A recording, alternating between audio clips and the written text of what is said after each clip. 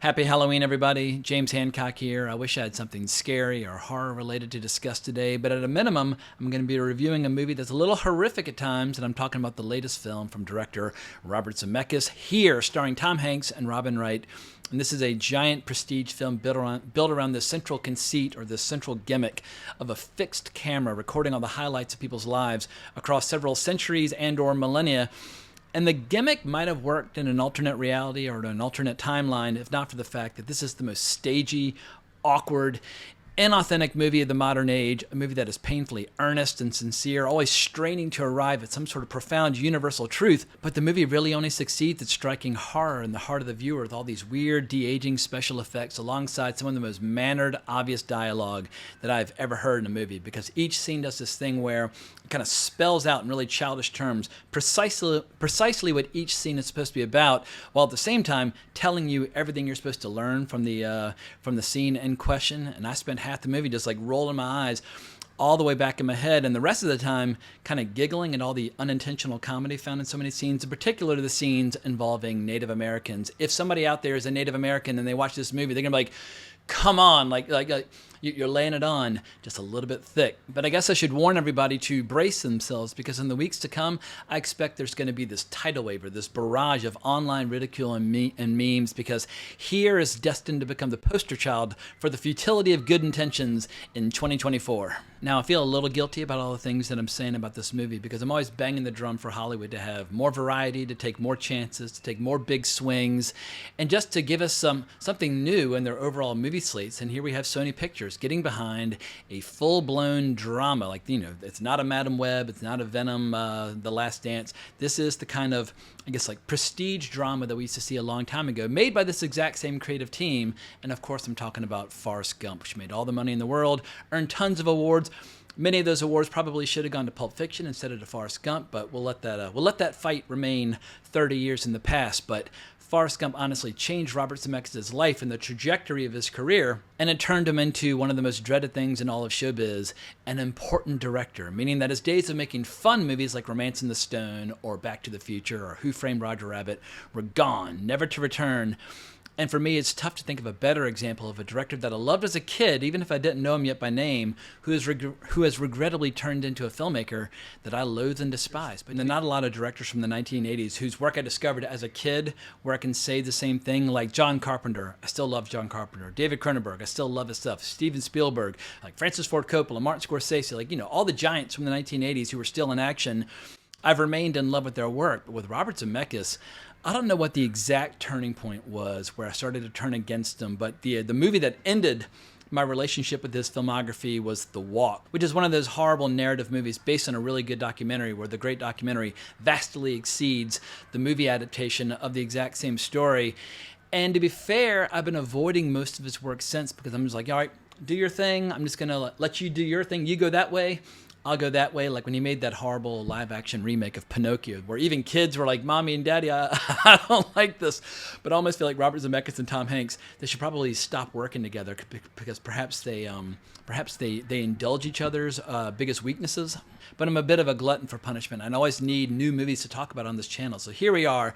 Let's dive into here, and here is the brief description from Wikipedia. Here's a 2024 American drama film produced and directed by Robert Zemeckis, who co-wrote the screenplay with Eric Roth, based on the 2014 graphic novel by Richard Maguire. It stars Tom Hanks, Robin Wright, Paul Bettany, and Kelly Riley. But the story covers the events of a single spot of land and its inhabitants, spanning from the past to well into the future. And I love how it adds here, the film received mixed to negative reviews from critics. Yeah, I suspect that this is going to be one of those movies where people kind of sharpen their knives or enjoy using the movie as a punching bag. But once again, I do feel a little bit guilty, because I would love it if Hollywood had, 50 abysmal failures or humiliating failures just like here, because that eventually, with enough turns at bat, some of those dramas would end up working out. But goddamn, I feel like everybody involved with this movie, they're going to feel a little humiliated. I guess I'm assuming at this point they've seen the final product and like, ugh, that's kind of a misfire.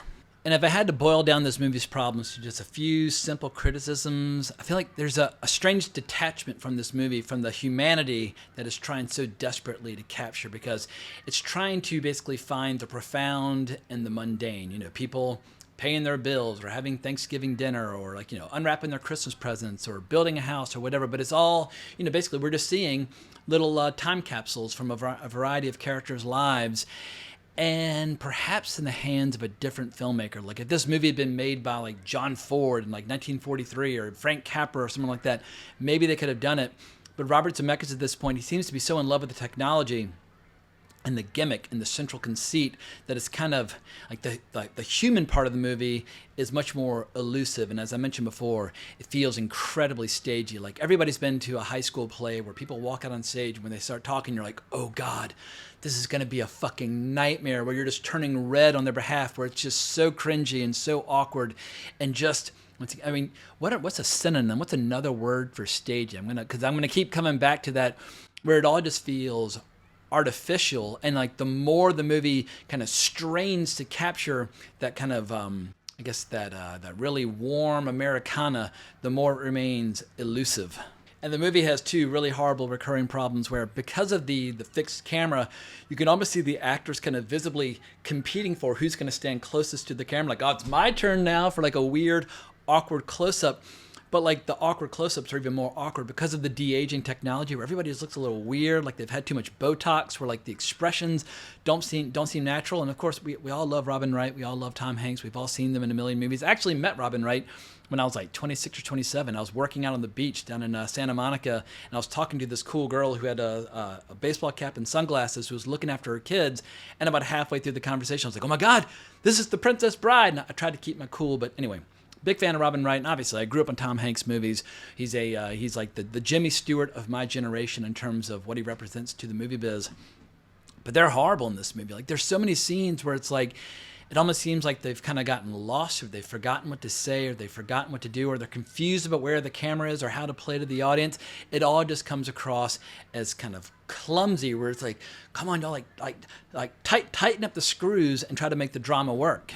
And I don't know if the dialogue problems come from Richard Maguire's graphic novel, because I haven't read it, or if they come from Robert Zemeckis and Eric Roth, who co-wrote the screenplay. But the movie does this terrible thing where if you have a story set in the 1920s, every line of dialogue is like, we're having a dramatic conversation about the 1920s right now. Like, aren't airplanes something? And you're just like, oh, like stop spelling everything out. Like, we have the ability just to follow normal conversations, but they're trying to make every line of dialogue so representative of like men coming home from World War II in the late 1940s, or, girls falling in love with pop music in the 1960s. Where it's so on the nose. And I noticed this going all the way back to Forrest Gump, where Robert Zemeckis, he seems to be unconnected with like the major cultural events of different periods, and he always reaches for the most obvious examples to try to bring those eras to life. Like if he's going to have a scene set in a particular time and place, he will pick the most obvious overplayed song imaginable to kind of represent that. We're almost kind of letting like some cheesy song from like, hey, here are the super sounds from the 1970s, do all the heavy lifting for him. There's not a ton of music in this, but yeah, once again, he's a little robotic, where human beings and the way they interact, it seems like it's all very confusing to him, and he's studying them almost like a lab rat, but he doesn't quite get what makes human beings tick. And these problems get dramatically worse with all the characters and storylines before and after the stories of Tom Hanks and Robin Wright, where because they have less screen time, they're trying to overstuff or kind of overpack those scenes with even more of kind of the cultural touchstones. Like, we're talking about the Revolutionary War now, ain't Ben Franklin something? And it's like, just please stop all this. Like, what they probably should have done is just shown the dinosaurs in the beginning, and then just cut to Tom Hanks' character as like a late teen and just focus on their lives, because the movie's constantly kind of intercutting and jumping around different timelines, and it doesn't seem to add anything. It just seems to become like this horrible distraction. But there's a lot in there about Ben Franklin and the Revolutionary War and that sort of thing, where it's like, dude, you're killing screen time, and it all just feels random. It all feels forced. Maybe instead of saying stagey, I should just say everything about this movie feels really forced. But I've been ranting and raving quite a bit at this point without saying anything positive. Let me try to say one nice thing. There's a storyline dealing with the inventor of the Lazy Boy, and we get a lot of scenes where he's going through various iterations of the Lazy Boy and the various names. And this is right on the cusp of the invention of television. Obviously, the Lazy Boy and the TV go hand in hand. but he's actually, a relatively interesting character in comparison to the rest of the cast. And he has this really, kind of frank, candidly sexual relationship with his muse or wife or model. But she's always posing for pictures on the Lazy Boy, and they're always dancing, and they clearly still have the hots for each other and love living together. Those scenes, they get close to something resembling like some heart or some humanity, where they actually have a little bit of humor. But honestly, that's about all I can say when it comes to the positives. I mean, Tom Hanks, periodically he'll kind of venture into something resembling, one of your favorite Tom Hanks performances, but it's always offset or kind of thrown out of balance by all the horrible performances all around him. Like Paul Bettany, I fucking love Paul Bettany. I think he's an incredible actor. He's terrible in this movie. And Kelly Riley, Jesus Christ, I mean, she makes steam rise off my head. I've got a thing for redheads. Kelly Riley is fucking awesome in most movies and shows. She's like unwatchable in this. She's just terrible. Once again, mannered. When they're trying so hard to sound like you're from the 1940s, you end up just coming across like an automaton. And there's so many bizarre scenes in this movie where the tone and the style of the dialogue, what it really reminded me of, I don't know if y'all can relate to this or not, but I got in trouble a few times back in middle school for discipline problems, bad grades, blah, blah, blah. And I would have to sit down for those parent-teacher conferences where like they would put me in the middle and they would just be like kind of shooting at me from both sides. And I'm like, oh my God, like just tell me what my punishment is so we can move on with our lives.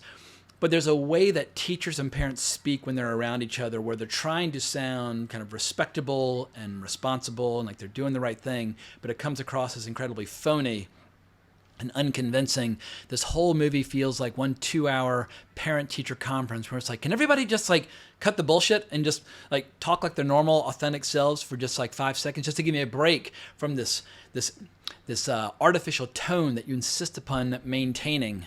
And I think what it boils down to is that this is just a movie without a soul, where you have a lot of technology and a lot of technique at play, but the more Robert Zemeckis is striving for some sort of naturalism, the more, I guess, forced it comes across. Like everybody's just trying way too hard. You'll have scenes where actors are like, I am acting now, listen to me talk about the 1920s. Like, no, like it's my turn now I'm acting. Everybody's overacting and they're so ham-fisted and it's so broad and it's like, oh my God, like learn the word subtlety, learn the word nuance, like just like take it down a notch. And coming from somebody who drinks way too much caffeine, everybody seems like they're just like high as balls on caffeine or speed or whatever. It's like, just chill. The entire movie takes place in a living room. You don't have to, I guess, like make the movie work just by sheer energy and intensity alone. Like let the words do the heavy lifting for you. And yeah, just in the long run, this is a movie that's just going to be so humiliating for everybody involved, because the internet can be a mean, merciless place. And as soon as people start getting a taste of some of the scenes, they're like, oh my God, this is meme city. Like, think back to a movie like Revenge of the Sith, where Hayden Christensen and Natalie Portman were having those really awkward scenes. And they're like, I'm just so in love. And he's like, no, it is I who am in love with you. And you're just like what the fuck? Have y'all ever acted in a movie before? Like, what the fuck's going on here? This whole movie, like, that's what I guess maybe Robert Zemeckis and George Lucas have a lot in common. Where this whole movie, take your least favorite scene in the history of George Lucas's career, when it has that kind of, that strange, detached, like almost robotic flavor that permeates this entire fucking movie, and it just makes you wonder, how does Robert Zemeckis keep getting to make these movies when so many of them seem to fail? But just to give you a little bit of balance, I want to look at the filmography of Robert Zemeckis, just to share a few kind words, because he is a filmmaker who has given me a lot of joy throughout my life, or at least throughout my childhood. And I've actually never done the heavy lifting and gone back and seen his earliest movies, because his earliest feature film is I Want to Hold Your Hand, which I never saw, and Used Cars, which I never saw. But Romancing the Stone, I saw that bad boy in the theater, and I basically fell in love with Kathleen Turner then and there, and that's never changed. She remains like my version of like an intense mommy fetish, but goddamn, she's incredible in that. And I must have seen it a billion times on TV afterwards, and Michael Douglas was incredible. But Back to the Future, 1985, that is one of the seminal movies from my childhood, where if you were, I was 9 years old the summer of 1985, and that movie made skateboarding popular. It made so many things popular. I don't want to turn this into an unintentional kind of backdoor Back to the Future review, but I feel like if there's a movie that represents the best of the Steven Spielberg flavor of when he's producing, not directing, it would be Back to the Future. Like Poltergeist might be a close second, But Back to the Future is just world-class entertainment. And if Hollywood ever tries to do a remake of it, I'm going to murder everybody involved, because it's just like, when it comes to crowd-pleasing entertainment that's just so satisfying and puts the world's biggest smile on your face, Back to the Future is just the absolute poster child on that front. And Who Framed Roger Rabbit was just an absolute delight. It's the best example that we're ever going to get where you combine all the classic cartoon characters from different worlds into one movie. Like getting like Daffy Duck and Donald Duck in the same scene. It would never happen if not for this movie. And I don't know if anybody would ever be able to do it again, because everybody frowns upon the humor of the 1930s and 1940s cartoons so much now. They don't even know how to adapt the cartoons from that period without completely like losing what makes those early animated classics so interesting. Because animation in the 30s and 40s, sometimes, not always, was geared toward a more adult sensibility, which leads us to Jessica Rabbit, one of the all-time great sexual icons of animation. I mean, some are going to say Tigra from Fire and Ice, some are going to say Hollywood, but like there are a bunch of great sexual icons in the world of animation. I don't know if any of them can hold a candle to Jessica Rabbit. And also, getting back to the voice of Kathleen Turner, holy shit, you could not ask for a better actress to bring that character to life.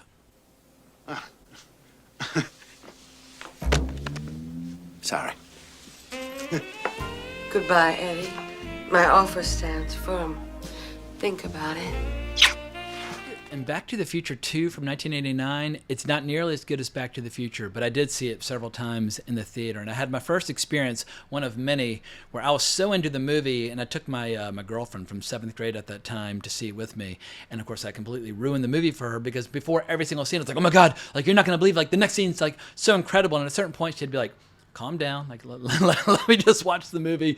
Like you don't need to explain to me as to why the scene is so exciting and blah blah blah. But I just couldn't contain myself. I was so into the Back to the Future world. But starting with 1994, good old Forrest Gump, or Forrest, like run Forrest. I say Forrest, some people say Forrest. I was into it. I was drinking the Kool-Aid when it came out. And then my bitterness started to seep in after it started winning a lot of awards, and Pulp Fiction started getting snubbed. And I was like, wait a second, Forrest Gump is fine, but Pulp Fiction is like, the movie of the year, the movie of the decade. It's going to change movie making as we know it. I feel like if you were to talk to, I mean, I would assume, but if you were to talk to someone like between like 18 and 24 now, I think they're much more likely to have seen Pulp Fiction than they are to have seen Forrest Gump. And I'm biased because I have a lot of little brothers, and they've all seen Pulp Fiction. I don't even know if they're aware that Forrest Gump even exists. But that was the beginning of the change, where suddenly Robert Zemeckis is like, oh, I'm an Oscar-winning important director, and I make movies about important themes, which leads me to Contact, which I did enjoy, and it was the very first movie premiere that I ever went to. I almost walked over Jodie Foster at one point, but I was doing a summer internship at Out of the Blue Entertainment. They had tickets to the premiere. Nobody could go, and I was like, well, if nobody's going, I will gladly accept that. So I went alongside one of the other interns working at Out of the Blue, and we had a blast. I mean, once again, just the spectacle of a premiere when you're 21 years old will just knock you over. And then starting in 2000, I really started to kind of break ranks with Robert Zemeckis. What Lies Beneath is a pretty bland, forgettable, spooky thriller. Castaway, once again, has one of those giant gimmicks at the core of it where they, let Tom Hanks get really fat. They shut down production. He went off and shot another movie, or maybe Robert Zemeckis went off and shot another movie, then came back after Tom Hanks had gotten scrawny to shoot the later scenes. Yeah, I believe What Lies Beneath was shot in the break, but I'd have to double check. And I pretty much haven't liked a Robert Zemeckis movie since. Like the Polar Express, I'll give it a shout out because my little sister had a tradition for years where every Christmas she and her best friend would get together and insist upon watching the Polar Express together.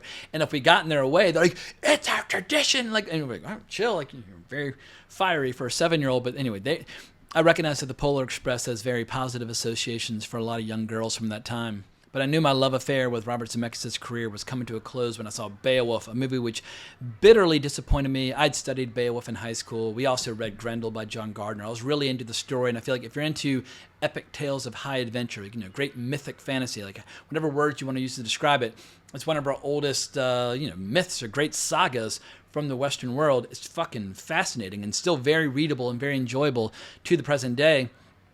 And yet Robert Zemeckis felt compelled to make all these silly, ridiculous changes, and like that weird motion capture technology that they were using. It just makes everybody kind of look like they're made out of bubblegum. It just doesn't quite work. And at that point, I was like, all right, go fuck yourself. I'm not watching any more of your goddamn movies. So I skipped A Christmas Carol, which my understanding is that it's kind of a dim echo of the Polar Express. I skipped Flight. I know some people liked it, but I came back for The Walk, much to my shame and embarrassment. I fucking hated The Walk. Then I skipped Allied. I skipped Welcome to Marwen. I don't even know what the hell Welcome to Marwen is. 2018. I skipped The Witches. I'd seen the original and read the book, but I did not feel interested in that at all. And of course, there's Pinocchio in 2022, which even little kids have roundly rejected and started to ridicule. But I think I've made my point. I'm starting to repeat myself, so let's start wrapping this sucker up. At a minimum, Robert Zemeckis had like a 10-year stretch where he was a big-time director. He had legions of fans, and he's been able to make a living as a filmmaker his entire life. So that is the dream. Like there are plenty of other directors out there who never even get to make one movie that's beloved by people. I guess that's one of the reasons why my my negativity toward his later work is so intense. Is because I was so into movies like Romancing the Stone and Back to the Future and that sort of thing. But nothing lasts forever, and at least he got to like enjoy those heights for a brief time before he came back down to earth. But I don't know if I'm ever going to see a movie by Robert Zemeckis ever again. I might be done with him. What else has he made? Oh, I forgot to mention Death Becomes Her. I saw that sucker in the theater, but it's kind of I guess, you know what? I haven't seen Death Becomes Her in decades. Who knows how well that holds up, but it comes right between like the really good period and the period where he started to take himself a little bit too seriously. But I look forward to reading all the reviews about Here. I look forward to seeing the reactions to Here. I look forward to seeing what kind of box office it generates. Sadly, I won't be around to do my regular box office report on Sunday. I'm traveling this weekend down to the Virginia Film Festival, so I'll be out of town until Monday. But that also means I won't be able to see Juror number 2 until Tuesday. I am really looking forward to seeing Clint Eastwood's latest movie, but when I was looking at movie tickets for today, for whatever reason, Juror number 2 was not available anywhere until tomorrow, so I was like, fuck, I'd rather see Juror number 2, but anyway, I'm going to be flying tomorrow, so Juror number 2 will have to wait, but I'll get that review up and running as fast as I am able. But I hope you enjoyed this review, and if so, please consider liking the video, subscribing to the channel, hitting that notification bell, leaving a comment down below. You know the drill, but hope everybody has an amazing Halloween, has an amazing weekend, but more importantly, as always, onwards and upwards.